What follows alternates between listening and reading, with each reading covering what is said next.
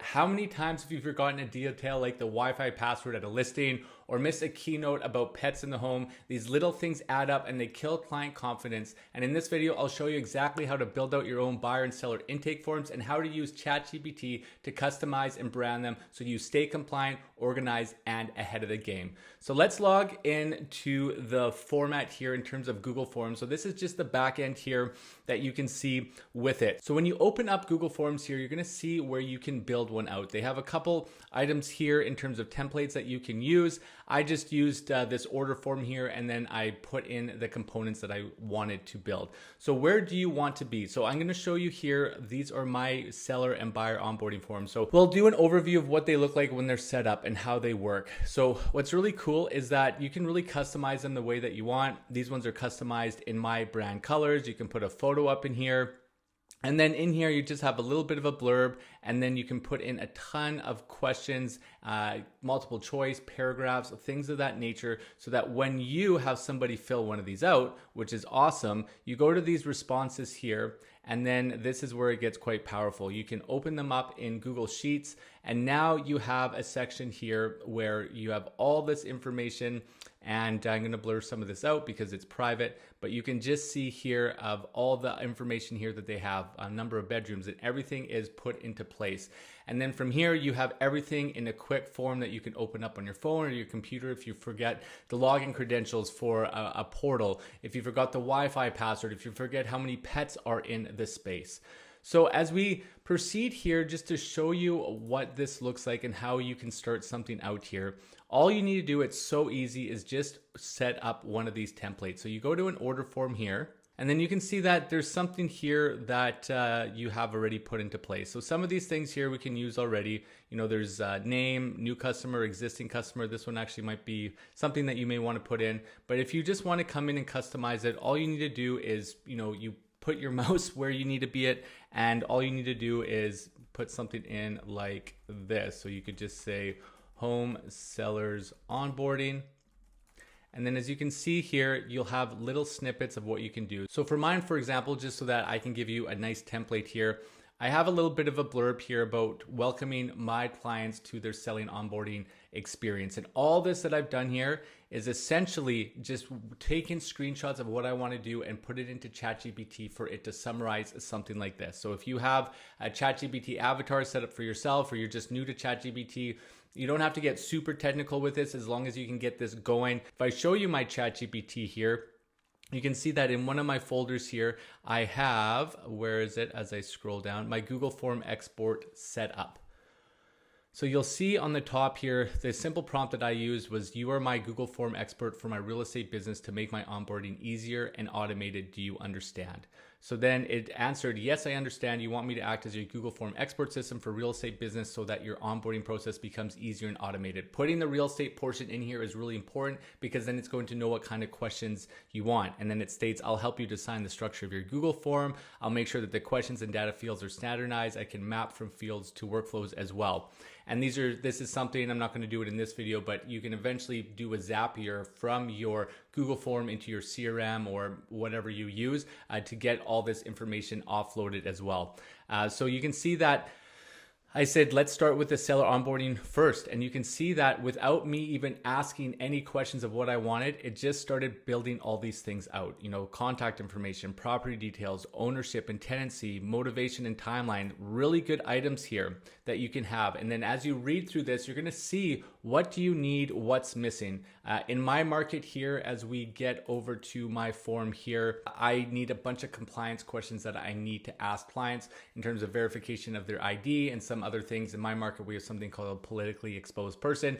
We have to ask these people questions, whether they're buyers or sellers, every time. So to make compliance easy, I don't know what is in your market, but if there's any compliance things you need, you can just put it in and now you have a record that you have. For mine, for example, how I set it up, I have an explanation of what the questions are, why we need to ask it, and then you can add in links here. So you can see that in here, there's a link here for my specific item in terms of taking us to my compliance area so that they can have a read through of why these questions are needed. Again, this is all about taking time off of your plate and automating things, because now instead of having the conversations or getting on a phone call, they have all the information here. You're taking them right to the official website. It should be no issue answering these questions.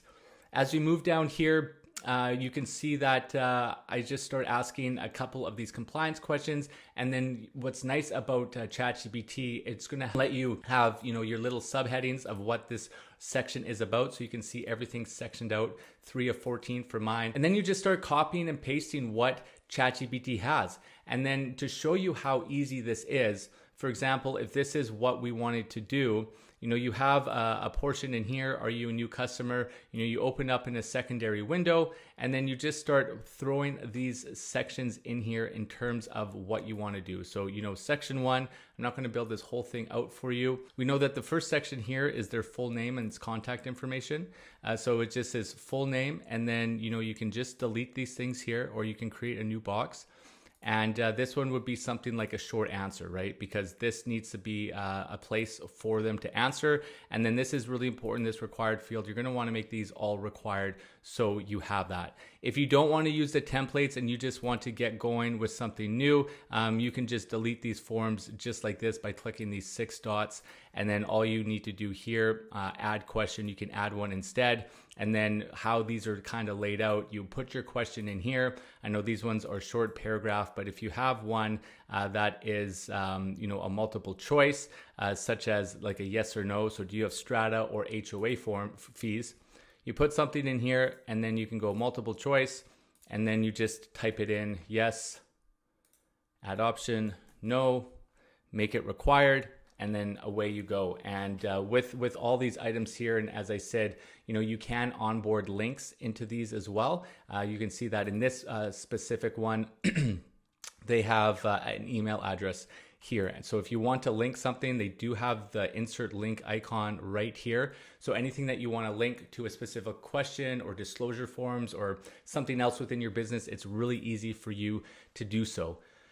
And when we go back to mine here, so I can just show you how I set mine stuff up here. So section 3, my first 2 sections are for compliance. Section 3 is contact information, so full legal name, phone numbers for all sellers, things like that are really important. If you have multiple sellers on hand, you need to ask, you want all their contact information, especially their emails, not just one email, but everyone's emails. If you're doing electronic signing, you need to know what they are. So I have email addresses for all sellers. And this is an important one, preferred method of contact. Each client will have a preference. Do they like phone calls, text, emails? By doing this right off the top, you're looking like a professional. You're going to start speaking to them in the way that they like, and then you're not going to have any conflict. So this is all recorded here.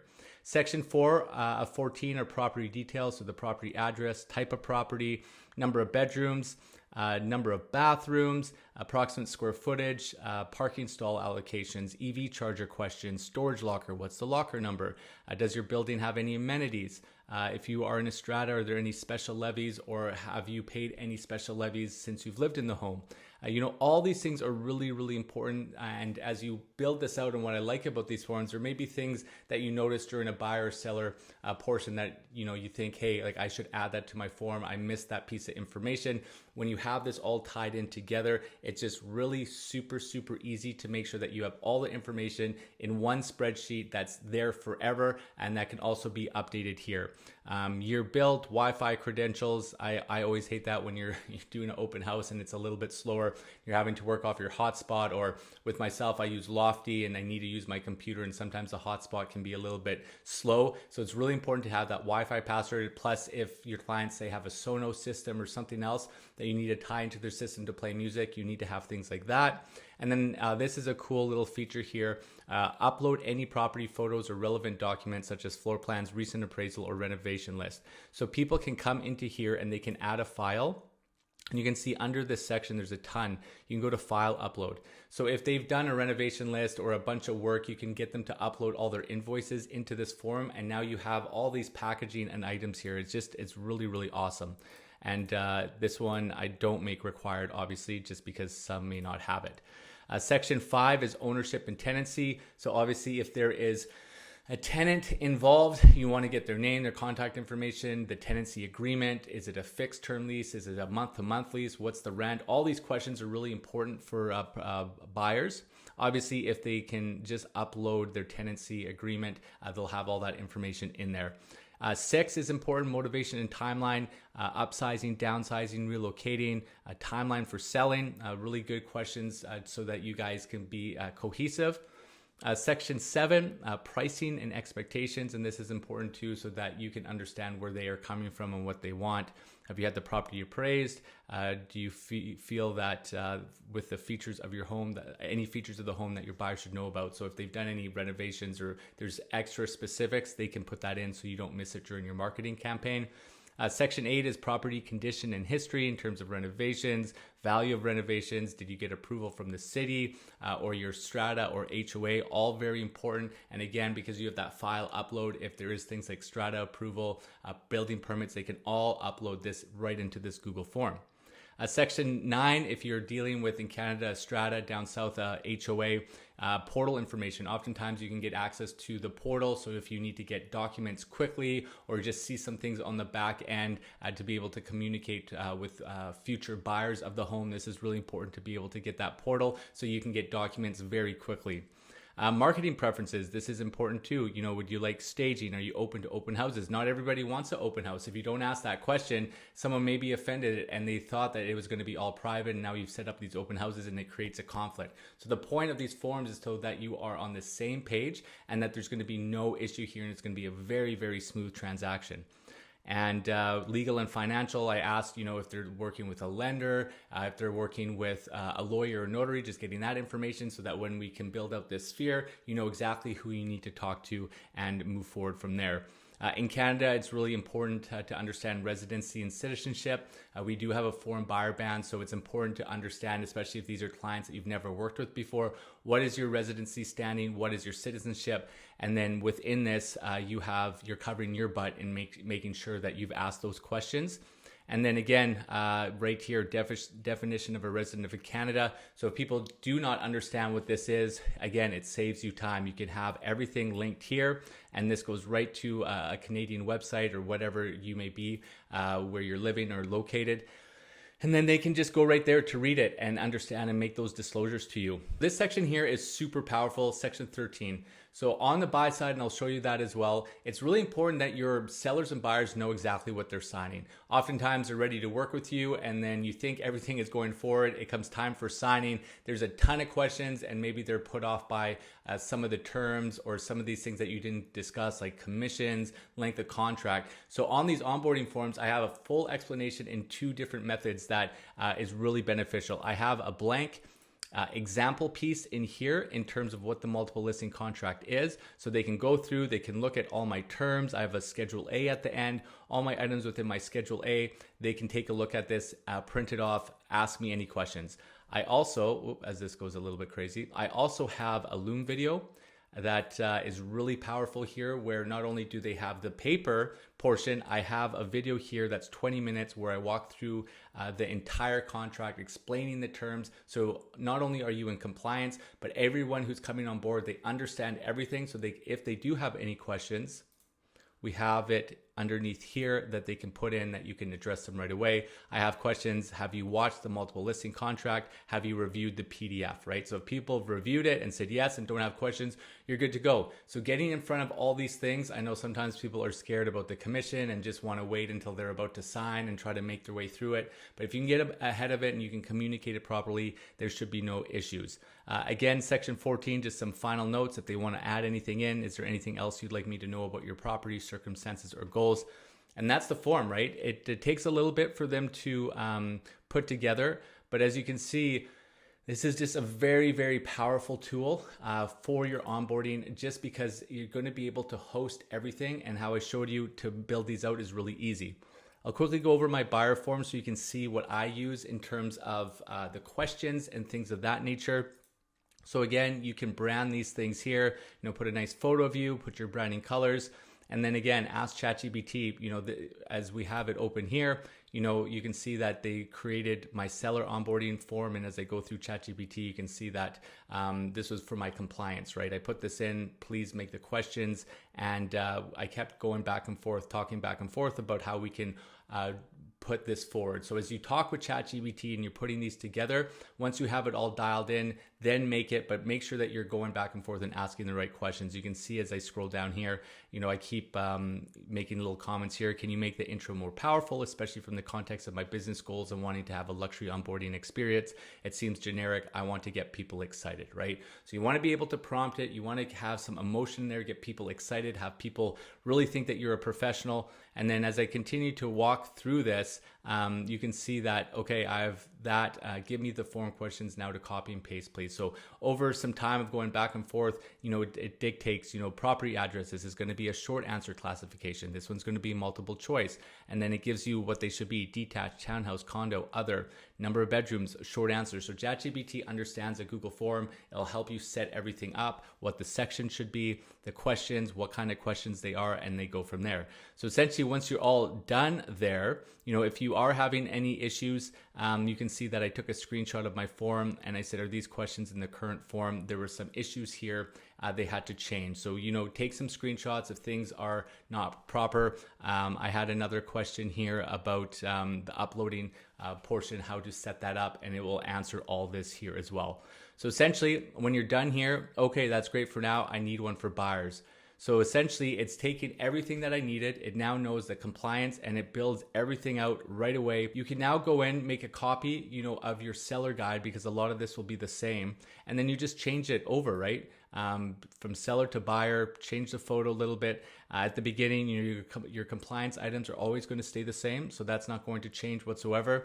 And then again, it's going to really fall in line with the seller side. You're going to have your contact information. This is what we went over here to do. Best way to communicate. Title and ownership. How many people will be on title? Please list the full legal names of everyone who will be registered on title. And what's the relationship between the buyers on title? That's an important question too.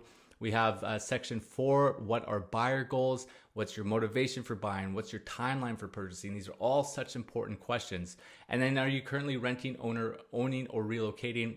Just more puzzle pieces to the bigger picture here to understand your clients. How long do you plan on staying in the home?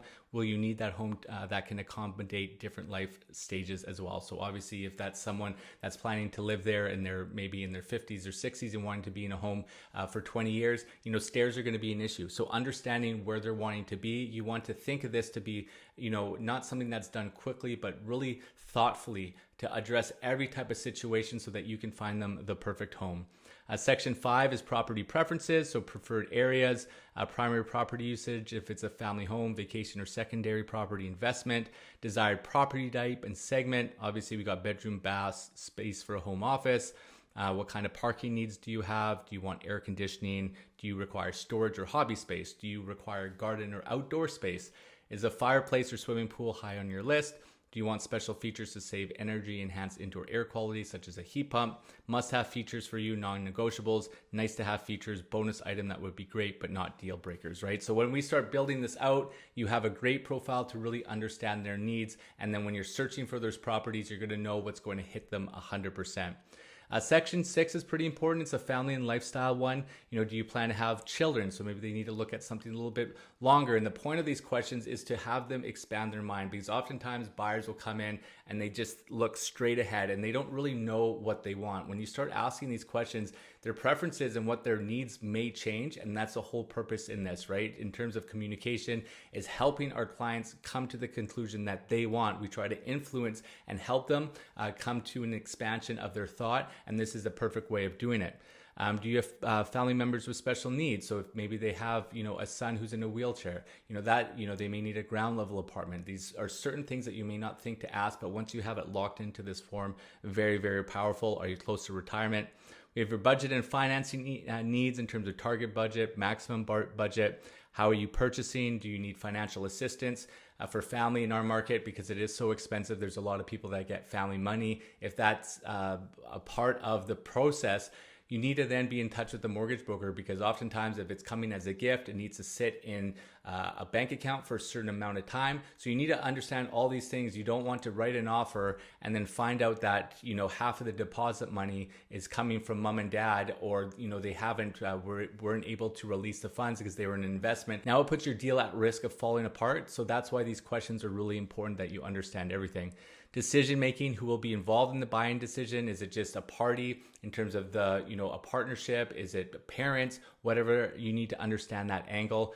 Have you purchased property before? What is most important to you in the process? You know, price, location, lifestyle, investment.